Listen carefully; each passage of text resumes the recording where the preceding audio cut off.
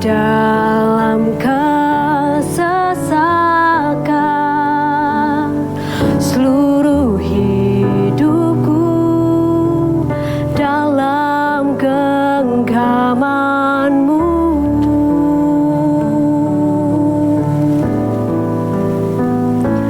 Aku punya Tuhan yang besar, yang telah berjanji dan sanggup menggenapi. Imanku bersepakat percaya kuasa-Nya. Ku terima sekarang kemenangan darimu.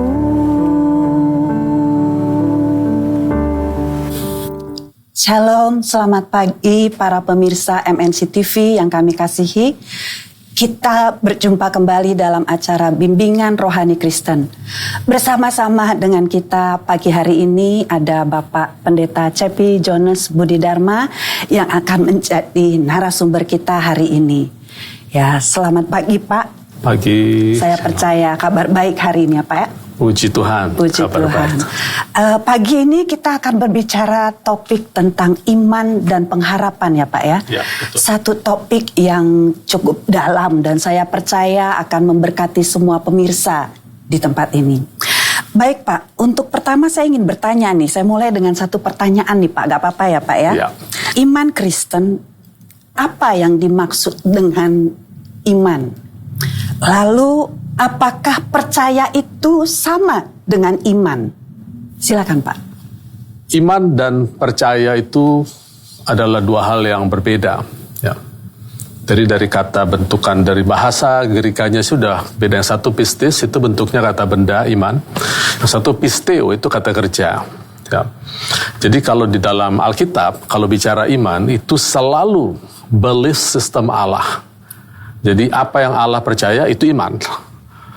Tapi apa yang manusia percaya belum tentu iman, bisa iman. Jadi kalau manusia itu setiap manusia percaya, tentu ya. Apa yang dipercayai ya dia percaya. Dia bisa percaya Allah itu ada, ya itu dia percaya. Bisa juga dia percaya bahwa Allah itu tidak ada, itu percaya juga. Bahwa Allah tidak ada, sama, masing-masing ada namanya.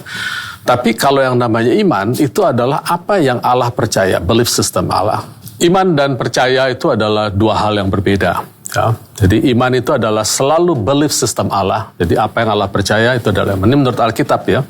Sementara percaya itu adalah apa yang dipercaya manusia. Manusia hidup dari percaya.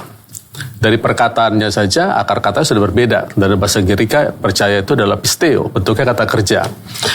Kemudian iman itu adalah kata benda.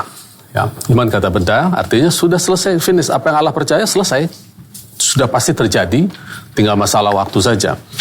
Jadi setiap kali manusia mempercayai apa yang Allah percaya, maka dia disebut beriman. Oh, ya. Demikian. Berbeda dengan pengertian yang luar, iman itu bisa diterjemahkan sebagai imannya dari apa? Imannya apa? Gitu kan, itu bisa jawabannya macam-macam. Yeah. Tapi kalau kita mempercayai apa yang Allah percaya, itu sebut iman. Itu sebabnya Tuhan Yesus ketika dia menyembuhkan orang, dia katakan, jadilah sesuai dengan imanmu. Nah orang itu selalu bilang, Tuhan sembuhkan aku. Tuhan aku percaya kau bisa sembuh. Jadilah sesuai dengan imanmu. Gitu. Dan itu sangat fleksibel.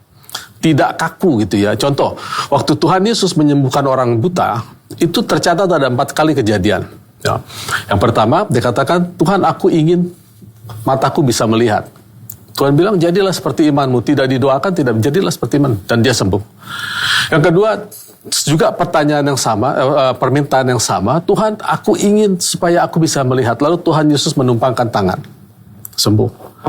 Kemudian kejadian ketiga, ada orang buta tidak minta didoakan, tapi dia dituntun oleh temannya menghampiri Tuhan Yesus. Kemudian waktu menghampiri Tuhan Yesus, temannya dibilang, temanku buta, tolong disembuhkan. Lalu Tuhan Yesus bilang, mari kita keluar kota, dibawa keluar kota, lalu diludahi matanya. Ya. Sudah dilihat belum? Belum, masih seperti pohon. Kemudian ditumpang tangan, sembuh. Itu 3 cara yang berbeda sudah. Lalu yang keempat, ada orang buta, sama sekali tidak minta sembuh. Ya. Dia duduk saja, lalu Tuhan Yesus datang, bersama murid-muridnya. Kemudian muridnya bilang, Tuhan, ini ada orang buta, dosanya siapa ini? Gitu kan? Lalu Tuhan Yesus bilang, bukan dosa siapa-siapa, tapi supaya pernyataan Allah, kemuliaan Allah dinyatakan. Lalu Tuhan meludah ke tanah, diaduk-aduk tanah itu lalu ditempelkan ke matanya, kemudian pergi ke kolam Siloam, basuh. Itu butuh effort ya. Sehingga akhirnya setelah itu dia sembuh. Jadi ada 4 hal yang berbeda yang Tuhan percaya, ya, yang Tuhan percaya, tapi outputnya sama, yaitu mata yang buta melihat. Itu iman. Nah sekarang respon dari orang yang mendengar perkataan Tuhan adalah ikut saja apa kata firman. Maka dia disebut engkau memiliki iman. Tapi kalau dia hanya percaya Tuhan bisa menyembuhkanku, tapi tidak pernah baca firman, tidak pernah melakukan apa-apa, dia tidak akan pernah punya iman. Begitu. Oh, jadi iman itu ada 2 hal ya Pak, ada pistis Dan kata pisteo. benda, dan ada pisteo, kata kerja ya. Kalau pistis kata benda itu adalah iman atau cara percayanya Allah bagaimana gitu ya. Lalu pisteo itu adalah percayanya kita kepada apa yang Allah percaya, seperti itu ya Pak. Luar biasa sekali. Ada yang selain itu pagi apa Pak? Ya, satu lagi. Satu-satunya pekerjaan yang Allah inginkan untuk kita lakukan sebagai sebagai orang percaya adalah bekerja, yaitu percaya akan perkataan Yesus Kristus. Di Yohanes pasal 6 dikatakan seperti itu. Inilah pekerjaan yang Allah ingin kita lakukan, yaitu percayalah. Jadi kalau kita percaya, itu artinya mempercayai firman, bukan percaya segala sesuatu yang ada dalam konteks apapun kata orang kita percaya, bukan. Tapi kita cari dasar sumbernya adalah firman Allah. Mengapa? Karena iman itu adalah hukum. Maksud saya hukum begini, hukum itu outputnya pasti, seperti hukum gravitasi ya. Benda sekecil apapun kalau dijatuhkan dari atas dia akan jatuh ke bawah, gak akan jatuh ke atas. Itu hukum ya. Nah, iman itu hukum, outputnya pasti. Apa yang Allah katakan pasti terjadi. Dan ini lebih besar, dia mengatasi segala hukum yang ada di dunia ini. Ya, contoh, saya kasih contoh begini, misalnya di dalam teknik pesawat terbang, mengapa pesawat itu bisa melanggar hukum gravitasi? Sebetulnya bukan melanggar ya. Pesawat itu running dengan hukum yang lebih tinggi yang disebut hukum daya angkat dan daya dorong, lift and thrust ya. Jadi kalau dia sudah menghidupkan kedua turbinnya di kiri kanan, maka dia siap mengatasi hukum gravitasi. Bukan berarti hukum gravitasi ditiadakan, bukan. Tapi dia mengatasi hukum gravitasi dengan hukum yang lain, yaitu hukum daya angkat dan daya dorong. Tapi hukum gravitasi tetap ada. Apa fungsinya? Supaya pada saat dia naik dan landing bisa melakukannya dengan mulus gitu loh. Nah dalam konteks ini saya kasih contoh pesawat tidak punya pikiran, perasaan, kehendak. Dia percaya saja dengan hukum yang membawa dia, sehingga dia bisa terbang, naik, terbang, lalu pada saatnya akan turun, diatur sehingga turun bisa mulus sekali. Jadi percaya dan iman perlu diselaraskan. Gitu. Wah, puji Tuhan, sangat dalam sekali ya Pak. Berarti iman itu saya teringat dengan Roma 10 ayat 17 ya Pak. Ya. Iman itu timbul dari pendengaran dan pendengaran akan firman Kristus. Berarti memang benar-benar firman Tuhan yang membuat kita bisa mempercayai apa yang Allah percayai. Seperti itu ya Pak. Lalu berikutnya nih Pak. Iman itu kan selalu berjalan bersama-sama dengan pengharapan ya. Ada iman, pengharapan, dan kasih. Bisa tolong Bapak jelaskan pengharapan itu seperti apa Pak? Apakah seperti yang kita dengar di luar sana ya, semoga atau I wish, seperti itu. Nah secara iman Kristiani seperti apa pengharapan itu Pak? Oke. Pengharapan Alkitab katakan kita dapat dari firman Allah, dari berita Injil. Ya. Jadi pengharapan itu di Roma 8 ayat 24 katakan pengharapan itu tidak kelihatan. Karena kalau sudah dilihat itu bukan lagi pengharapan. Ya. Nah pengharapan ini kosong, kita tidak bisa lihat apa-apa. Dan kita dapat dari firman. Maka iman yang dikatakan substansi atau isi dari pengharapan itu akan mengisi apa yang kita harapkan. Karena iman ini datang dari firman sesuai dengan Roma 10 ayat 17, maka Firman ini bisa bermanifestasi kalau kita masih ingat pembicaraan kita mengenai kasih. Barang siapa yang memiliki firman dan menyimpan dalam hatinya, maka aku akan tinggal dan aku akan memanifestasikan diriku. Jadi kalau kita simpan firman tentang kesembuhan, oleh bilur Kristus aku sudah sembuh, maka itu akan bermanifestasi menjadi kesembuhan. Allahku akan melihara aku menurut memenuhi segala keperluanku menurut kekayaannya, bukan menurut kekayaanku. Maka itu akan bermanifestasi dalam kehidupan kita. Jadi pengharapan kita dengar dari firman itu yang memberi manifestasi. Kalau kita bilang semoga, maka arti kata semoga, tahu apa itu? Semua mogok dan gagal. Gitu kan jadinya. Jadi kalau kita punya dasar firmannya, firman itu tidak pernah gagal. Asal kita mau bertekun di dalamnya. Nah, kalau pengharapan itu selalu sifatnya masa depan, future. Gitu ya. Iman selalu sekarang. Memang apa yang kita harapkan belum kita lihat, tapi ketika kita memutuskan untuk beriman, bukan berarti kita letakkan di masa depan. Misalnya ya, sekarang ini banyak orang sakit. Kita lagi sakit. Terus kita bilang, terima kasih Tuhan, aku percaya oleh bilur-bilur Kristus, aku sudah sembuh. Jadi penyakitku, stadium apapun itu, dari stadium awal sampai stadium akhir, pasti sembuh, karena firman Tuhan katakan, firman adalah kesembuhan. Terus sehari-hari, apa yang dipikiran tidak sama dengan di mulutnya. Dia katakan gini, suatu saat aku pasti sembuh karena aku punya Tuhan Yesus. Gitu kan? Itu pengharapan, bukan iman. Jadi selama kita masih meletakkan itu di depan, itu masih pengharapan. Pengharapan itu adalah satu sifat penunggu yang baik. Pengharapan. Tapi dia adalah penerima yang buruk. Pengharapan kita perlu. Karena dengan pengharapan, kita akan selalu datang nonton renungan bimbingan rohani, baca Alkitab, dengar YouTube. Itu yang menggerakkan pengharapan. Tapi selama kita masih meletakkan itu di masa depan, tidak akan pernah menjadi iman. Kita tidak akan pernah menang. Pengharapan adalah ketopong keselamatan, kata Alkitab. Ada di kepala kita. Jangan dibiarkan itu di kepala terus. Ingat perisai iman ada di situ. Waktu kita berharap, tiba-tiba symptoms muncul, gejala muncul, kita akan mudah patah hati, patah semangat. Ketika kita katakan, saya berharap dan saya percaya sudah saya dapati, maka gejala apapun yang datang, hanya bunyinya aja yang kedengaran. Kan kalau perisai itu diserang panah berapi, hanya bunyi aja. Tapi tidak berefek sama sekali kepada tubuh. Jadi itu maksudnya, kita harus berubah dari pengharapan ke level ini punyaku. Ya, saya kasih contoh lagi, satu lagi. Abraham ketika mendapatkan janji mengenai anak, itu umurnya 75 tahun. Ya. Ya.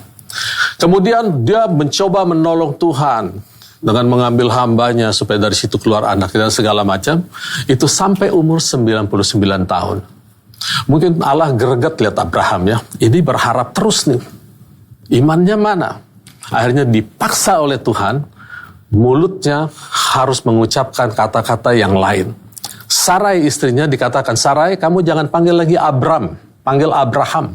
Artinya ditambah Bapak, H ya. tambah H. Ditambah H. Artinya Abraham. Bapak banyak bangsa, padahal nggak punya anak. Kemudian Abraham, kamu jangan panggil lagi Sarai, tapi Sarah. Ya. Akhirnya mereka mulai berdialog menggunakan dipaksa oleh Tuhan, mulutnya itu harus benar dengan pikiran dan janjinya. Ini ada pertanyaan berikutnya nih Pak. Seberapa penting iman itu bagi para pengikut Kristus, bagi kita yang percaya kepada Tuhan Yesus Kristus? Iman itu adalah hal yang paling penting. Itu adalah, saya bacakan dari Ibrani 11 ayat 1 ya. Iman adalah dasar, atau bahasa Inggris King James bilang substansi dari segala sesuatu yang kita harapkan.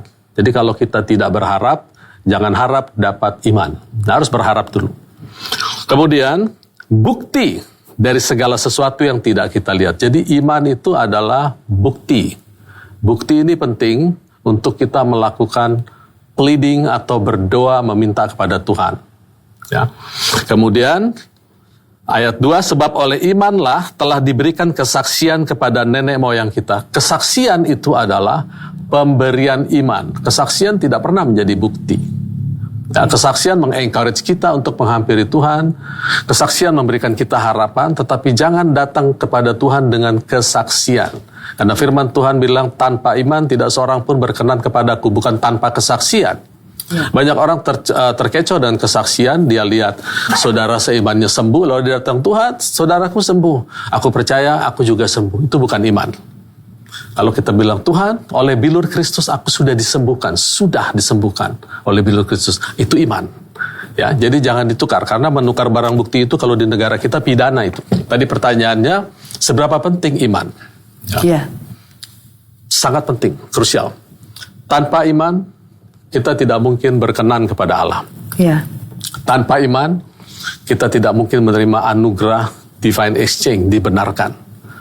Tanpa iman, kita tidak bisa menjalani kekristenan kita, karena firman Tuhan katakan, we walk by faith.